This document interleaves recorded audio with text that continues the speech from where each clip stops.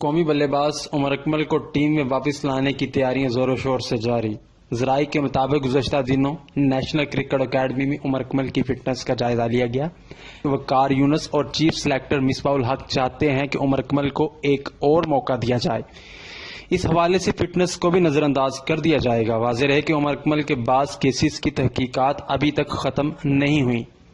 UNP کے مطابق عمر اکمل نے 2009 میں ٹیسٹ اور ون ڈے ڈیبیو کیا، مگر 10 سال گزرنے کے باوجود وہ ٹیم میں اپنی جگہ پکی نہ کر سکے۔ ڈسپلن کے ساتھ ساتھ فٹنس مسائل بھی اس کی اہم وجہ بنے۔ عمر اکمل نے کرکٹ فیلڈ میں اتنے کارنامے انجام نہیں دیے جتنے زیادہ تنازعات کا شکار ہوئے۔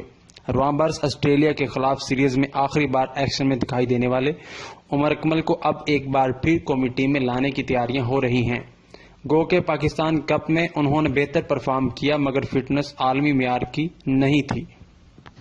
ناظرین، اگر آپ نے ابھی تک ہمارا UNP نیوز چینل سبسکرائب نہیں کیا تو اسے سبسکرائب کریں اور بیل آئیکن پر کلک کریں تاکہ ہماری آنے والی نئی ویڈیو بآسانی آپ تک پہنچ سکے۔